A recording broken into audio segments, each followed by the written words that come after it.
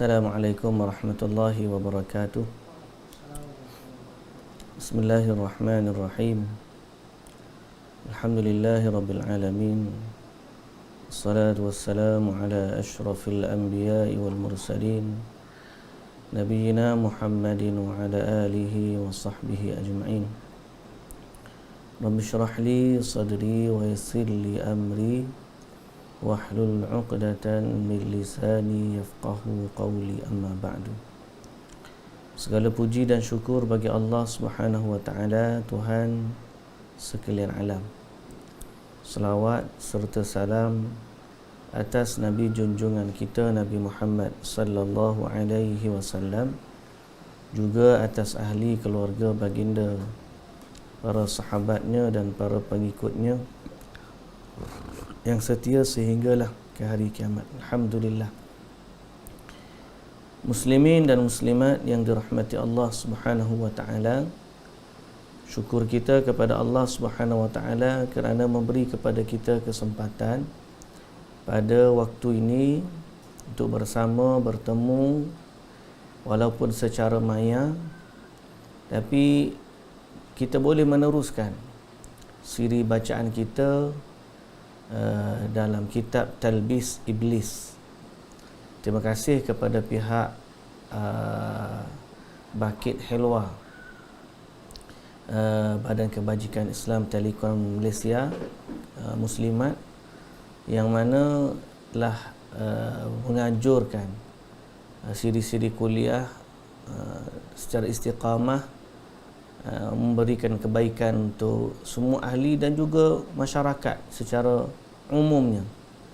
Kerana kita sedar dan kita maklum bahawa apa yang kita bincangkan ini bukan sekadar boleh didengar di platform Tafaqquh Fiddin di bawah Bukit Helwa, juga dikongsikan beberapa platform-platform yang lain.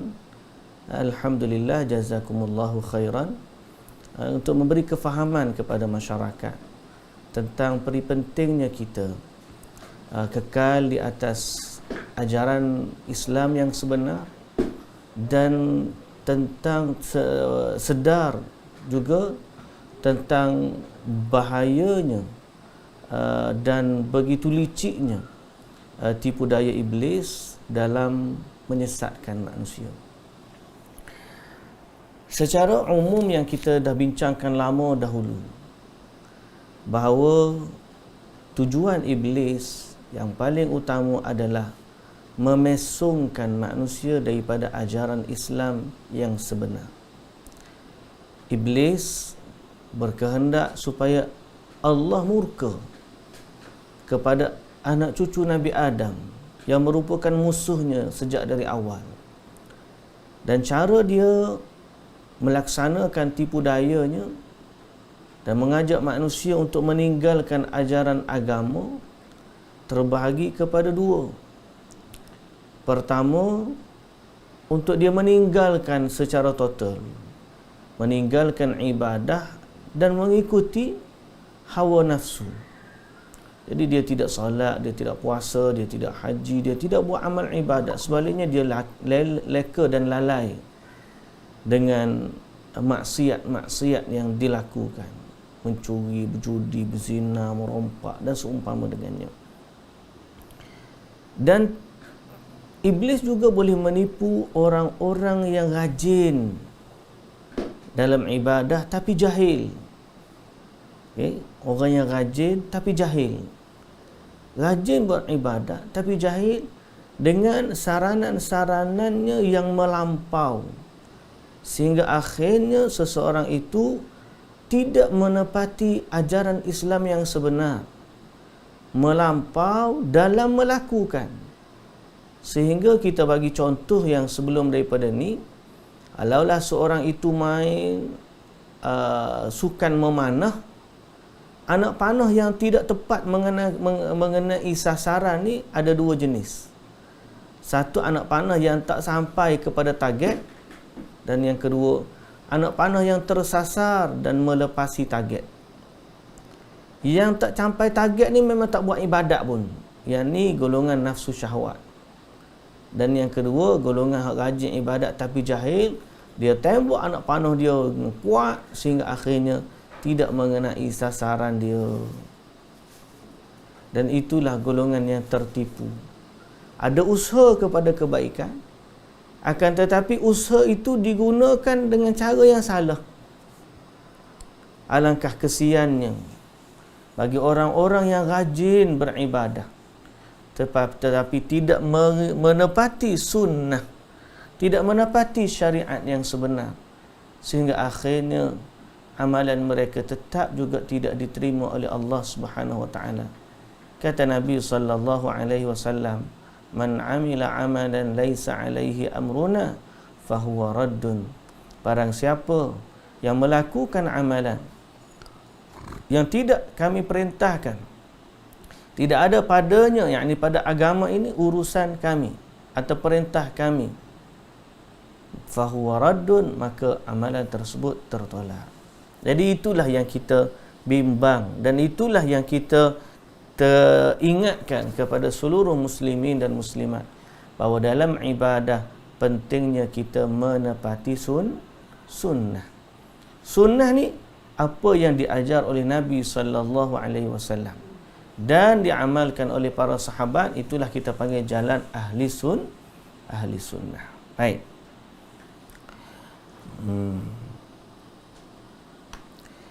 Pada hari ini kita akan baca tentang talbis iblis terhadap mereka terkait taharah. Mereka di sini, mereka di sini ni di sini ni, mereka ni adalah golongan sufi yang kita maksudkan. Golongan sufi. Kita baca.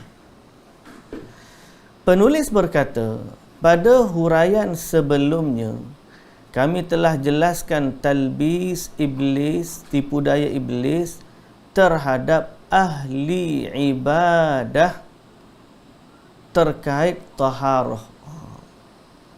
Ahli ibadat terkait taharah. Dan ternyata talbis iblis terhadap para sufi jauh lebih berat.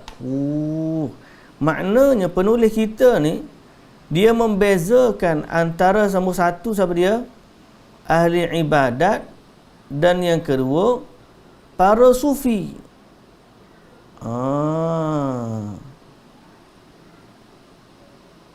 Beza, ada beza antara ahli ibadat dan para sufi. Ahli ibadat ni kita panggil abid, dalam bahasa Arab abid. Abid ni orang yang rajin buat ibadat tapi tak ada ilmu. Sufi ni pula, dia bukan sekadar rajin, tapi dia memiliki cara ibadat yang lebih khusus. Biasanya dia menjenamakan diri mereka secara orang-orang yang tarekat, mengikut kumpulan tertentu, orang yang ada tahap-tahap wali ke apa macam itulah lebih kurang. Okay? Dan mereka ni dinisbahkan kepada as-suf, pakaian mereka yang asalnya dari kulit yang berbulu. Mereka berbulu. Suf. Baik, bukan ahli sufah dia, ahli sufah lain. Ahli sufah lain. Tak apalah, tidak ada pertikaian banyak dalam soal istilah ahli ibadah ataupun ahli sufi. Cuma fokus kita, perbincangan kita dalam topik kali ini adalah berbicara tentang macam mana syaitan menipu golongan ini. Dia kata apa? Dan iblis pun semakin meningkatkan was-wasnya terhadap mereka terkait penggunaan air dalam jumlah yang banyak. Golongan sufi ni bila buat ambil wudu, dia kata di sini semakin meningkatkan was-was sehingga mereka menggunakan jumlah air yang banyak. Jadi bila mereka ni was-was, guna banyak air. Bila guna banyak air, jadilah dia membazir. Dan bila membazir, itu adalah perkara yang dilarang oleh Nabi sallallahu alaihi wasallam, walaupun berwuduk dalam air sungai yang mengalir. Okay. Sampai-sampai kata dia, aku pernah mendengar Ibnu Aqil rahimahullah ditertawakan oleh para sufi kerana menggunakan sedikit air. Kisahnya bermula ketika suatu hari Ibnu Aqil memasuki ribat. Ribat ni ialah tempat ibadatnya ahli sufi. Tuan-tuan pernah dengar tak ribat ni? Ribat ni ada, pak kita pun guna nama ni ribat ni. Pak kita pun guna nama ribat ni. Mereka ni, inilah disebut tempat ibadatnya ahli sufi. Banyak kadang-kadang tersebarnya amalan-amalan pelik, amalan-amalan palsu dari tempat-tempat sebegini. Okey. Pasal ribat ni adalah tempat orang-orang sufi. Kata dia, satu hari Ibnu Aqil memasuki ribat, kemudian berwuduk. Namun justru dia ditertawakan kerana terlihat menggunakan sedikit air. Mereka tidak mengetahui bahawa siapa pun yang mampu menyempurnakan wuduknya dengan satu ritil air, yakni lebih kurang 500 ml, maka itu sudah cukup baginya. Dia jadi bahan tertawa bila dia guna air yang sedikit. Padahal mereka tu, dia tak ada ilmu menunjukkan bahawa orang ambil wuduk dengan air sedikit itulah yang baik.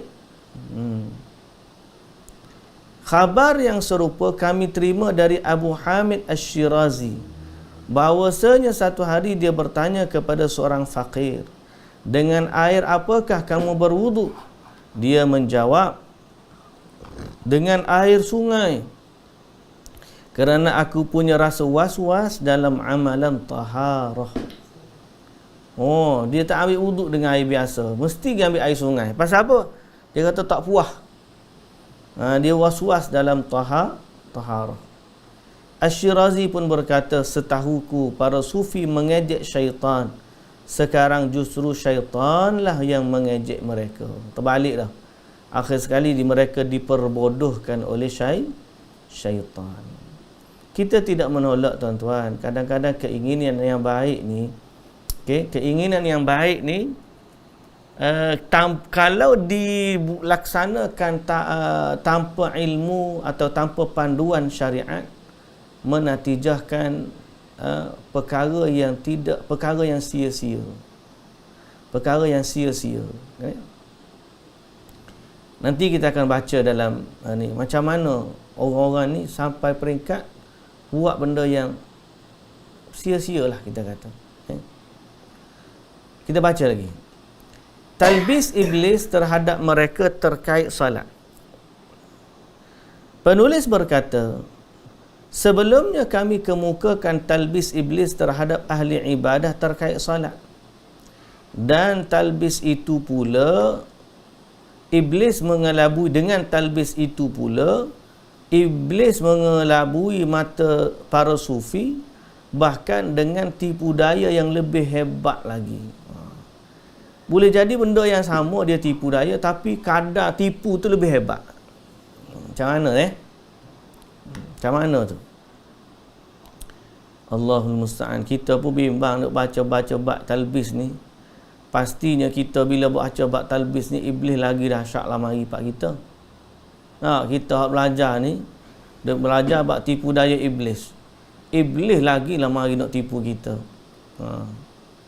Sebab itu kita banyaklah berlindung dengan Allah Azza wa Jalla daripada gangguan iblis. A'udzubillahi minasyaitanirrajim. Dan kita amalkan sunnah-sunnah Nabi yang boleh menyelamatkan kita daripada gangguan iblis. Kerana dia pastinya tak puas hati ni, terutama dengan penulis kitab-kitab macam ni dia tunjuk kepada kita tipu daya, ataupun dia tunjuk kepada kita jalan-jalan licik iblis dalam menipu daya manusia. Muhammad bin Tahir Al-Maqdisi menyebutkan bahawa salah satu kebiasaan yang dilakukan para sufi Dan atas kebiasaan ini mereka dinisbahkan. Okey. Ialah kebiasaan dalam mengerjakan salat 2 rakaat sesuai mengenakan pakaian bertampal dan bertaubat. Dia memiliki kebiasaan setiap kali dia pakai pakaian sufi dia ni, dia akan solat 2 rakaat. Pakaian sufi inilah pakaian yang dia dinisbahkan. Sufi ni pakaian bertampal di sini. Pakaian yang bertampal. Sebab apa bertampal? Sebab biasanya pakaian mereka ni compang-camping. Nak menunjukkan bahawa dia ni orang yang zuhud. Sedangkan zaman kita ni, kalau dia pakai pakaian compang-camping tu, kita boleh kata dia ni orang yang nak kepada syuhrah. Syuhrah ni apa syuhrah? Kelainan. Nak memberi kelainan dan nak menunjuk-nunjuk. Pasal apa tuan-tuan? Zaman kita ni tak payahlah pakai baju compang-camping. Pergi kat kedai bandar RM2 ada baju selai. Ada tak keperluan zaman kita ni orang yang pakai baju compang-camping? Tempat kita lah secara spesifik. Melainkan memang dia tak ada sungguh tu, kita tak marahlah ke dia. Dia duduk bawah jambatan, akses tak ada ke apa semua sekali, orang pun tak bagi semua sekali, memang dia ni. Tapi kalau kebiasaan orang, kalau nak tunjuk zuhud, tiba-tiba dia pakai lagi pakaian compang-camping tu, dah. Tapi zaman lah ni sufi dah upgrade. Sufi lah ni, pakai kereta berkereta hebat dah. Tak ada dah istilah zuhud, compang-camping tu tak ada dah. Tak ada dah istilah compang-camping tu. Zaman lah ni sufi, dia baju pun 2-3 lapis. Daripada hak compang-camping tu jadi 2-3 lapis baju. Bersih, cantik. Tak ada dah compang-camping, tak ada dah. Cantik dia. Kita pun tengok kagum. Dengan minyak wanginya, dengan berapa pakaian ni. Kita pun jadi kagum. Tapi sebenarnya Islam ni, macam baru ni saya sebut benda ni di perkampungan sunnah. Ada 3 aspek yang kita kena tengok. Nombor 1, biasanya penampilan. Islam ni kena jaga juga penampilan. Penampilan Islam nombor 1 ialah tutup aurat. Bentuk pakaian Islam yang tutup aurat dan mengikut kesesuaian masyarakat. Uruf dia macam mana. Itulah yang disebut penampilan. Tapi penampilan ni mudah didapati di zaman kita. Nak beli jubah boleh, nak beli baju Melayu boleh, pakai kurta boleh, pakai kopiah boleh, serban boleh, ridak boleh. Mudah. Tapi Islam pada penampilan ni tidak itu sangat. Pasal apa? Allah Subhanahu Wa Taala kata, innallaha la yanzuru ila suwarikum wala ila ajsamikum. Allah tak pandang kepada rupa paras kamu dan juga tubuh badan kamu. Allah tak pandang pun. Pakailah baju lagu mana. Itu penampilan kamu untuk dilihat manusia. Kalau kita pakai tutup aurat, kita niat sebagai amal soleh, insya-Allah. Rupa mana kita pakai, baju color apa kita pakai, Allah Ta'ala tahu. Dia pakai baju warna purple hari ni, pahala lebih. Baju warna kuning, kurang sikit pahala. Contoh, pahala dia lebih lagi kuning, contoh. Tapi kalau dia pakai baju pada putih sebab dia dengar hadis Nabi sebut pakai putih, boleh pahala. Orang perempuan pun pergi pakai putih juga. Tak, orang perempuan jangan pakai putih. Sebab putih ni dia, orang panggil nipis kadang-kadang. Orang perempuan ni pakai warna-warna yang lebih menutup aurat dia. Lagi menutup aurat, lagi baik. Sebab asas dalam penampilan syariat ni menutup aurat. Baik. Itu soal Allah Ta'ala tak melihat. Tapi Allah lihat pada mana? Nombor 2. Walakin yanzuru ila qulubikum wa a'malikum.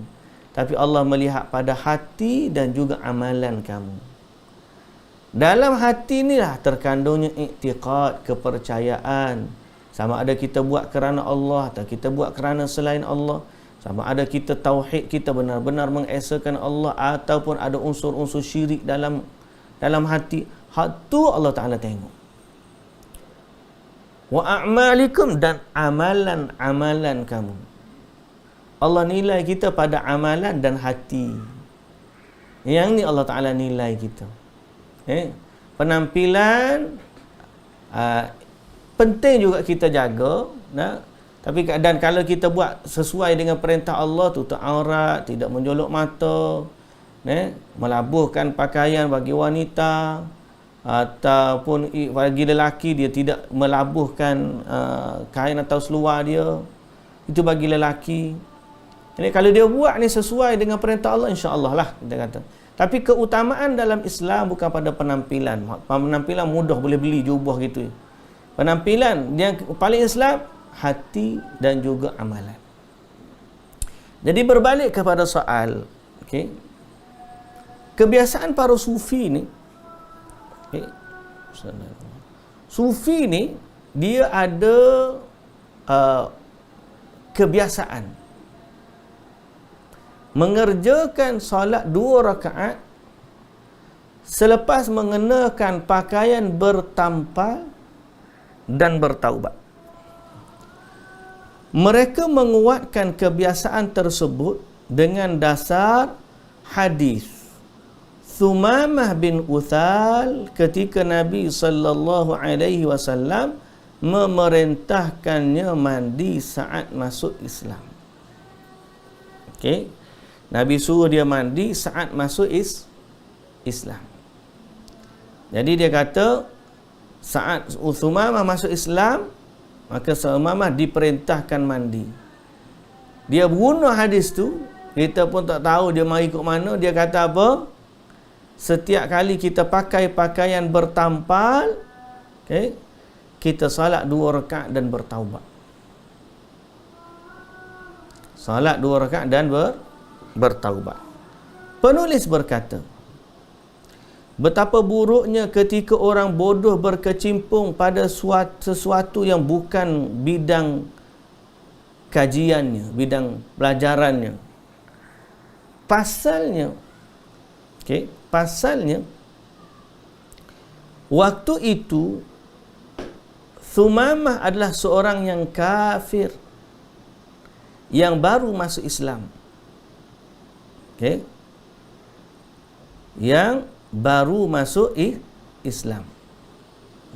Dia guna hadis Thumamah masuk Islam, perintahkan mandi, maka kita masuk baju tampal, kita solat 2 rakaat. Mari ikut mana dia punya tu. Dia ambil apa tu? Tema Thumamah masuk Islam, solat 2 rakaat. Kita pakai pakaian bercompang-camping, kita solat 2 rakaat. Thumamah masuk Islam, mandi.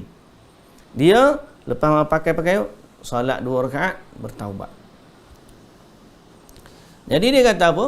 Betapa buruknya ketika orang bodoh berkecimpung dalam sesuatu yang bukan bidang studinya. Pasalnya apa? Pasalnya orang ni, dia ada hadis, tapi dia guna di luar konteks. Dia guna di luar konteks. Dia kata apa? Pasalnya, waktu itu Thumamah adalah seorang yang kafir, seorang kafir yang baru masuk Islam. Adapun jika seorang kafir masuk Islam, yang diwajibkan adalah mandi. Demikian itu menurut pendapat sekelompok fuqaha, antaranya Imam Ahmad bin Hanbal. Ihwal 2 rakaat solat, adapun solat 2 rakaat yang dia buat tadi, tak ada seorang pun ulama yang memerintahkan hal itu bagi orang yang baru masuk Islam. Malah dalam hadis Thumamah sendiri tidak disebutkan kata kena solat 2 rakaat. Sehingga kaum sufi tidak boleh mengqiyaskan. Nampak apa yang dia guna? Dia guna pendekatan Qiyas. Dia kiaskan solat 2 rakaat ketika pakai pakaian bertampal, kias kepada mandinya orang kafir selepas dia masuk Islam. Dia menggunakan qiyas. Boleh ke guna qiyas macam ni? Kita bunyi istilah qiyas, bunyi istilah hadis, sebut nama Thumamah bin Uthal, kita pun rasa betul ni. Pasal dia guna lafaz-lafaz dan istilah-istilah Islam, istilah-istilah agama. Padahal kita katakan qiyas ini qiyas yang rosak. Qiyas yang rosak. Macam mana tak rosak? Kita tengok pun kita pening. Apa kaitannya mandi orang kafir dengan solat 2 rakaat orang pakai baju? Mandi orang kafir dengan solat 2 rakaat selepas pakai baju. Dia qiyas ke mana? Tapi orang-orang sufi ni dia boleh terima qiyas yang begitu. Lalu kata di penulis kita ni, kebiasaan yang mereka praktikkan itu tidak lain merupakan bid'ah yang mereka yakini sebagai sunnah. Yang ni bahaya ni. Di sini talbis dia. Talbis apa dia? Talbis yang di sini, talbis dia menganggap sesuatu bid'ah sebagai sunnah. Benda ni Nabi tak buat, tapi dia buat dan dia jenamakan sebagai sunnah. Bahaya. Sehingga orang yang mengikut dia akan menganggap benda ni baik dan sunnah, padahal dia tidak ada pun dari zaman Nabi sallallahu alaihi wasallam. Maka sampai ke titik ni susahlah kita nak berbicara. Sebab bila kita kata benda ni tak baik, dia akan kata benda ni sunnah. Tuan-tuan yang puan-puan yang dirahmati Allah, di sinilah akan berlakunya pertembungan kita yang mencintai sunnah yang sebenar dengan orang yang mengaku-ngaku dia buat sunnah. Apa tak? Sebab dia kata solat 2 rakaat tu kan sunnah. Sunnah, pahala dapat pahala. Sunnah dia buat. Pasal solat 2 rakaat. Solat 2 rakaat ni bila-bila masa pun boleh. Betul lah, boleh bila-bila masa. Tapi sekarang ni kamu kata solat sunat 2 rakaat setelah pakai baju, maka telah mengkhususkan satu bentuk amal ibadat. Perkara tersebut tidak boleh dilakukan. Kalau nak solat 2 rakaat bila-bila masa, kekalkan bila-bila masa. Jangan dikhususkan. Okey?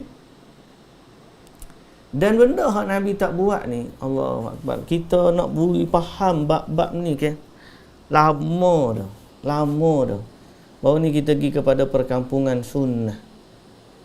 Walaupun macam-macam lah orang sebut, tapi sebenarnya tujuannya adalah untuk kita saling bersama dan bangkit membela sunnah. Membela sunnah ni maknanya ahli sunnah ni bukan kata ahli sunnah ni orang yang belajar hadis saja, tak. Ahli sunnah ni makna yang lebih umum ialah orang yang bersama jalan Nabi dan sahabat. Dan orang yang berada di atas jalan Nabi dan para sahabat tidak boleh bagi dia menyelisihi Al-Quran dan juga hadis. Kalau dia kata dia ahli sunnah, mesti amalan dia, i'tiqad dia, kepercayaan dia menepati apa yang ada dalam Quran dan menepati apa yang ada dalam hadis. Barulah layak digelar sebagai ahli sunnah. Okey, barulah layak digelar sebagai ahli sunnah. Dan sunnah Nabi ni ada umumnya nak sunnah yang Nabi buat. Sama ada perkataan atau perbuatan ataupun ikrar, pengakuan. Nabi mengiyakan perkara yang dilakukan oleh sahabat. Okeylah, jadilah dia sunnah. Kemudian ada lagi satu, dia panggil sunnah tarkiyah. Sunnah pada perkara hak Nabi tak buat. Yang ni yang menjadi pertikaian juga. Sunnah pada perkara hak Nabi tak buat.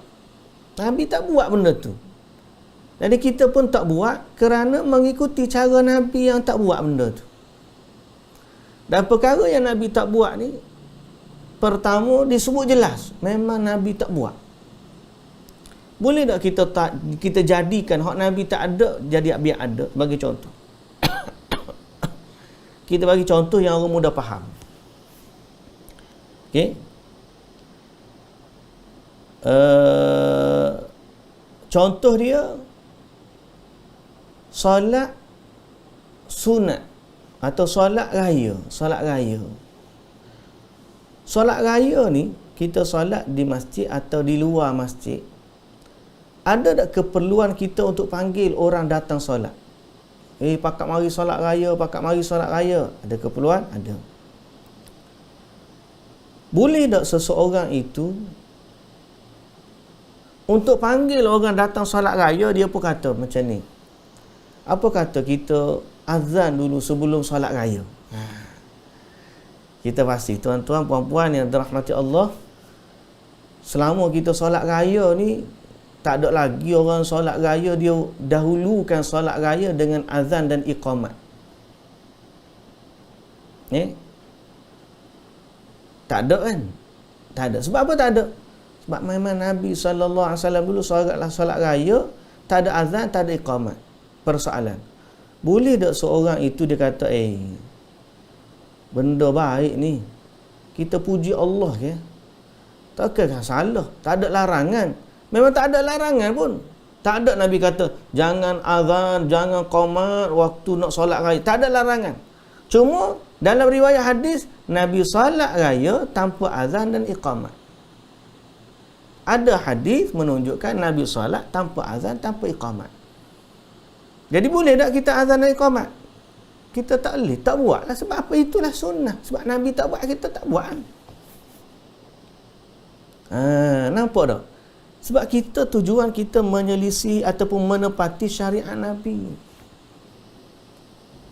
Ataupun solat jenazah kan. Kita duk pakak ramai-ramai duk solat jenazah, duduk tunggu, ada tunggu tangga, ada tunggu pitu, ada duk bil wudu, ada macam-macam. Siapa jenazah tu mari depan, tu imam siapa dah tu? Nak panggil orang tu, kita panggil, mari. Ataupun cara kita ikut solat fardu, qiyas kepada solat fardu, qiyas. Macam mana? Qamatlah. Untuk imam mari dah sembahyang. Allahu akbar, syahadu an la ilaha illallah, syahadu anna Muhammadar Rasulullah. Hayya 'alas salati, hayya 'alal falah. Qad qamatis salatu, qad qamatis salah. Allahu akbar, la ilaha illallah. Bukan solat raya ni. Solat apa ni? Solat jenazah. Tuan-tuan, solat jenazah tak ada orang ajar qamat. Dia kata apa salahnya? Mana boleh apa salahnya? Nabi solat jenazah berpuluh kali zaman Nabi solat jenazah ni, tak pernah sekali pun Nabi qamat waktu solat jenazah.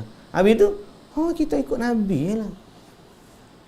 Di sinilah indahnya sunnah. Orang sunnah ni, orang ahli sunnah ni, dia punya sayang kepada Nabi. Dia nak ikut Nabi. Di situ ilmu dia ada. Ilmu dia apa? Ilmu dia tahu Nabi SAW tak buat. Tapi ada orang yang jahil, benda yang Nabi tak buat tu dianggap satu bentuk ruang tanah lapang yang boleh dipacak sesuka hati. Ada satu lagi benda yang Nabi tak buat ialah yang tak ada riwayat pun. Tak sebut pun Nabi meninggalkan dia. Tapi dan tak ada riwayat Nabi buat dia. Benda tu zero, kosong. Benda tu kosong, tak ada. Jadi benda ni pun kita tengok, kita hati-hati. Kalau melibatkan mengada-adakan satu amalan yang baru yang tidak ada asal dalam syariat, macam dia. Orang sufi menganggap apa salahnya kita solat 2 rakaat setiap kali pakai pakaian bertampal. Dalil dia mana? Qiyas kepada amalan sahabat waktu dia masuk Islam, dia mandi. Jadi kita qiyaskan kepada waktu kita pakai baju, kita solat. Jawapannya tidak. Hukum qiyas ulama tak pakai macam tu. Hukum qiyas ulama tak pakai macam tu. Tak boleh nak qiyas. Macam mana tak boleh nak qiyas? Pertama, orang tadi kafir, kamu lah ni orang Islam. Nak qiyas macam mana? Lain orang kafir masuk Islam dengan orang Islam pakai baju. Lain. Kemudian orang Islam tak ada, orang kafir masuk Islam mandi. Kamu pula pakai baju solat. Lain. Tak sama. Jadi, nampak tak? Walaupun dia sebut sebagai qiyas, tapi sebenarnya bukan. Cuma dia ni sampai satu tahap, bila dia guna istilah qiyas, benda hak dia buat tu nama asal bid'ah. Sebab benda Nabi tak pernah hajar, tak buat ke gitu. Tapi bila dia guna terma-terma tu, dia rasa dia sedang buat benda sunnah. Betapa banyak orang ni keliru di antara perkara yang sunnah. Yang Nabi SAW buat, dia tak amalkan. Yang Nabi SAW tinggal, dia pergi laksanakan. Dan natijah akhir kesudahan dia ialah, yang dia dapat ialah menyelisihi Rasulullah sallallahu alaihi wasallam. Justru macam mana kita ahli ibadat yang sebenar? Justru yang hakikat sebenar tidak lain dan tidak bukan kita menepati syariat Nabi. Kita buat apa yang Nabi buat seperti mana Nabi suruh. Kita tinggal apa yang Nabi tinggal seperti mana Nabi larang. Dan kita berusaha menepati apa jua yang ada dalam kehidupan Nabi sallallahu alaihi wasallam, baik pada amalan, baik pada peninggalan. Banyak lagi. Kalaulah dia kata kita nak pakai baju, doakan Nabi ada, alhamdulillahilladzi kasani hadza thawb wa razaqanihi min ghairi haulin minni wala quwwah. Ada orang nak pakai baju ada. Sekurang-kurangnya kita baca bismillah. Hatu betul hak Nabi sallallahu alaihi wasallam sebut. Nabi ajar kepada kita. Banyak lagi benda sunnah ni, tapi gitulah. Kita akan tahu sunnah kita tak terima wahyu sebagaimana saya sebut tadi. Kita ahli sunnah ni jangan mikir seperti Nabi. Mana mikir seperti Nabi? Nabi tak apalah dia duduk pun malaikat mari ke dia. Sebab dia Nabi. Malaikat mari ke dia bawa wahyu sebab dia Nabi. Kita ni tak terima wahyu, jangan ada perasan gak. Perasan macam mana? Duduk mikir seorang, aku rasa benda ni baik ni. Tuhan suka lagu ni. Mu terima ke mana? Kamu terima wahyu kah? Kalau kamu mendakwa terima wahyu, maka seolah-olah pintu kenabian itu masih lagi terbuka. Sedangkan secara hakikatnya pintu kenabian sudah tertutup dengan berakhirnya, dengan wafatnya Nabi sallallahu alaihi wasallam. Jadi mari kok mana wahyumu tu? Tidak lain dan tidak bukan, sebenarnya dia bukan wahyu, sebaliknya bisikan syaitan yang dianggap sebagai wahyu. Itulah cara kita ukur agama ni, kena ada kayu ukur dia. Kenapa kita tak boleh anggap benda tu wahyu? Kan kayu ukur dia, Nabi kata wahyu ni telah terputus setelah daripada Nabi SAW sebut dia adalah penutup sekalian Nabi. Allah Ta'ala kata kepada Nabi SAW, "Ma kana Muhammadun aba ahadin min rijalikum walakin Rasulullah wa khataman nabiyyin." Allah kata Nabi Muhammad tu khataman nabiyyin, penutup sekalian Nabi. Bila penutup sekalian Nabi, makna tak ada adalah wahyunya. Bila tak ada wahyu, kita berpada dengan wahyu sedia ada. Mana wahyu sedia ada? Quran. Quran tu wahyu lah. Jangan duk tunggu wahyu hak mari langit, wahyu depan mata ni ada ni. Duk tunggu wahyu mari langit, mana wahyu tak turun. Kita kata, aku tepuk dahi ke budak ni, contoh lah ni. Aku tepuk ke dahi budak ni. Pasal apa? Mu tunggu wahyu daripada langit. Depan matamu Quran tu. Itulah wahyunya. Tak perlu tunggu 23 tahun macam zaman sahabat dulu tunggu dengan Nabi. Tak. Ada komplit 30 juzuk. Baca je. Kemudian ada lagi hadis-hadis yang sahih.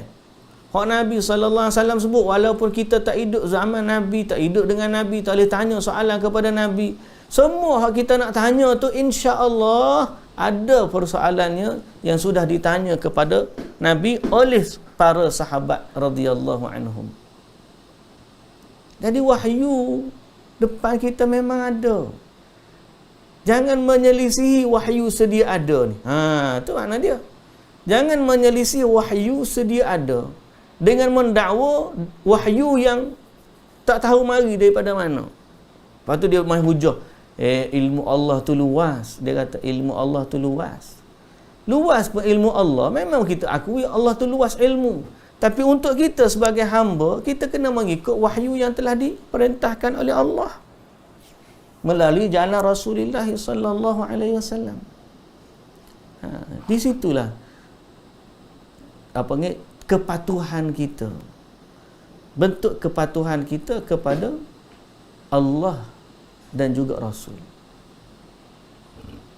Allah dan juga Rasul. Jadi sebab tu tuan-tuan, puan-puan yang dirahmati Allah, dalam beragama di akhir zaman ni, kita kena hati-hati. Carilah guru yang benar. Carilah petunjuk yang benar. Mari zaman kita ni siapa pun ikat tak solat tu dianggap lebih baik daripada solat. Mengaji sampai tahap ilmu hakikat, ilmu makrifat. Siapa tak solat? Tak boleh nak bayang macam mana kesesatan mereka. Dia anggap benda tu level tinggi, makam tinggi. Dia kata makam dia tinggi sampai tak pernah solat. Nabi makam betul-betul tinggi pun solat. Mari dia ni kita tahu tinggi mari ikut mana. Kemudian zaman-zaman fitnah agama sesat ni kan. Kalau kita perhatikan zaman sahabat dulu okey, zaman sahabat baik. Zaman tabi'in baik, tapi di hujung zaman sahabat tu telah berlaku fitnah sehingga munculnya kumpulan Khawarij. Kemudian golongan Syiah, kemudian Jabariyah, kemudian Qadariyah, marilah nama Jahmiyah, mari nama macam-macam lah nama kumpulan-kumpulan. Kumpulan-kumpulan ni dalam kesesatan mereka tak ada satu pun yang mendakwa solat tak wajib. Tak ada satu pun. Dan mereka ni walaupun sesat di sudut akidah tetap semayang. Mari di zaman kita ni akhir zaman ni, orang yang mendakwa martabat tinggi sampai tak kena semayang. Orang panggil kesesatan tahap gaban. Sesat barat ni. Tapi masalahnya, dalam pemikiran dia dianggap dia berada pada makam yang tinggi. So apa kita nak kata? Selain daripada ini adalah tipu daya iblis pada golongan sufi terkait solat ni. Nah, hak ni dia main solat, tambah solat, hak tu buang terus solat.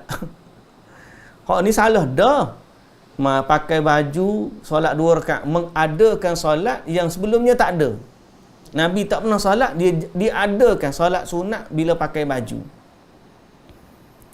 Mari zaman kita ni berat lagi.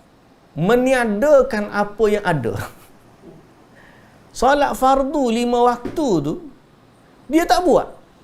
Dengan alasan dia makam dia dah tinggi. Dia mencapai tahap wali mana kita pun tak tahu, tapi dia kata dia ni tak perlu solat ataupun solat pakai niat sahaja.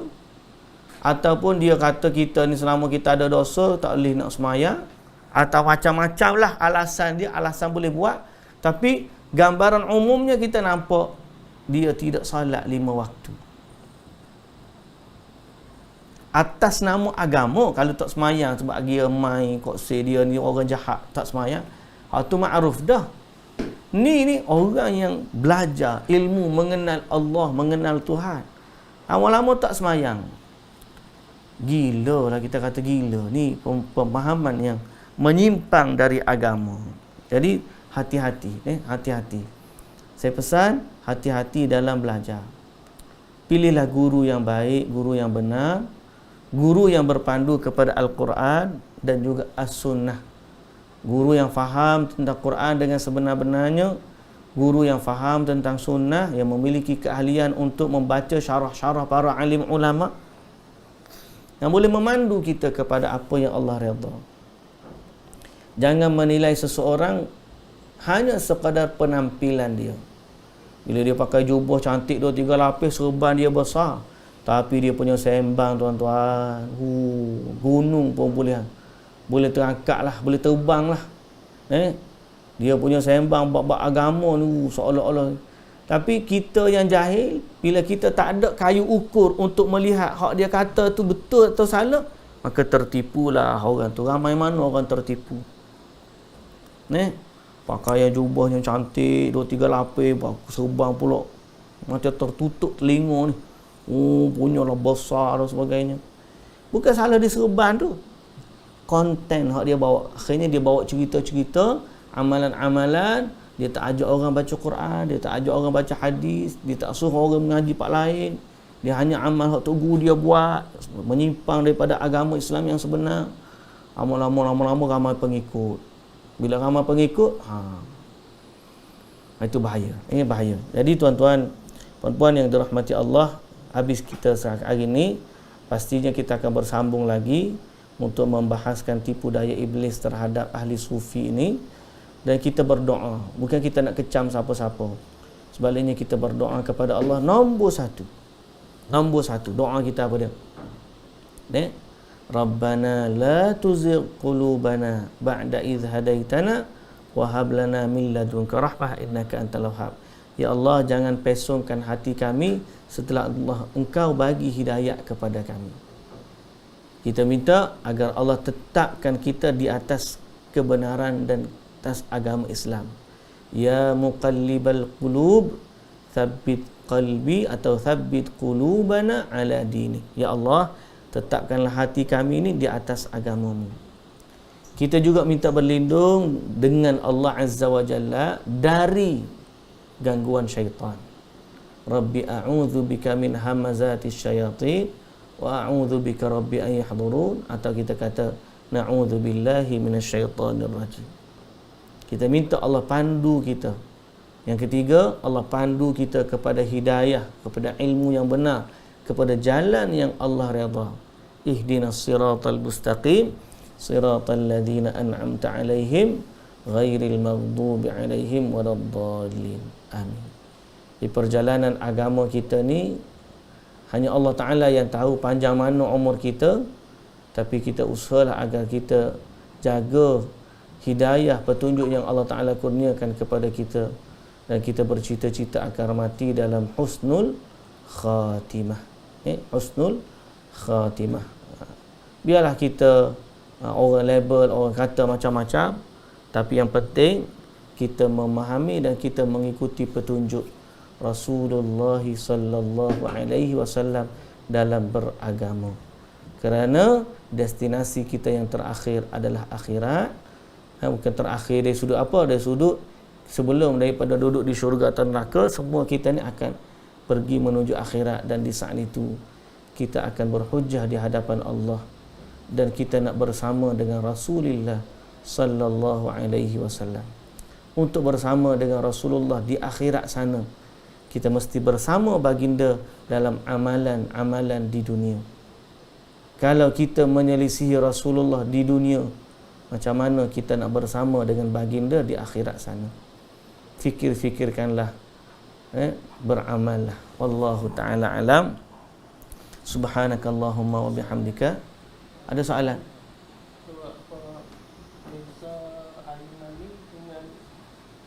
Air mazi.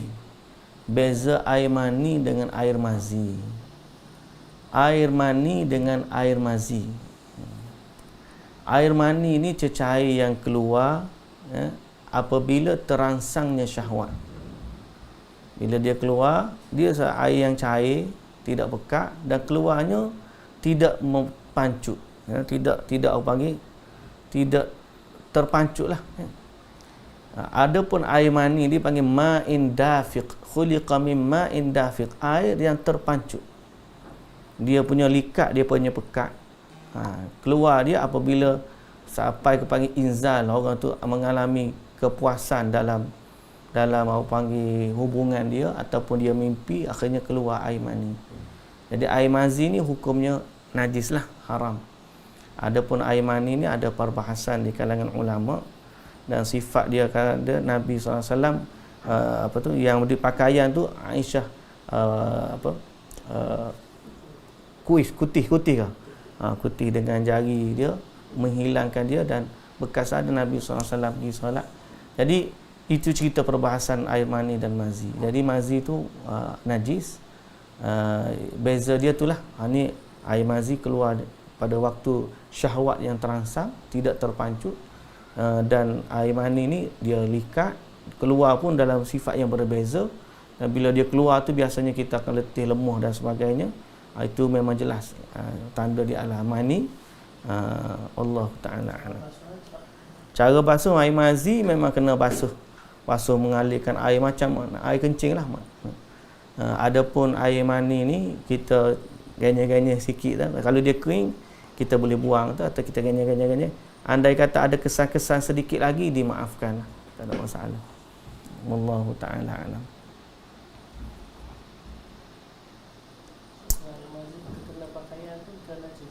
Kira najis. Kalau air mazi terkena, kalau kita tiba-tiba seorang lelaki contohlah, bila dia tengok seorang perempuan, kemudian terangsang syahwat dia sehingga keluar air mazi, maka kena dekat seluar dia. Maka wajib bagi dia kena basuh dulu. Basuhan tersebut dia masuk bilik air. Kalau benda tu kena kat spender, dia ambil, dia basuh spender. Tak kena basuh sebiji pun. Setelah itu kalau dia basuh tu tepat dia kena tu, biar hilang dia punya air mazi dia tu sehingga dia bersih. Kemudian baru dah dia boleh buat solat. Begitu. Dan air mazi keluar tu memang kena ambil wuduk lah. Beza dia adalah air mazi bila keluar cukup dengan wuduk untuk ambil wuduk lah, untuk mengangkat hadas. Air mazi dia tidak hadas besar, dia hadas kecil je. Cukup dengan basuh anggota wuduk, kemudian dia ambil air semayang, dia boleh solat. Adapun mani hadas besar, dia kena mandi wajib, barulah dia boleh semayang.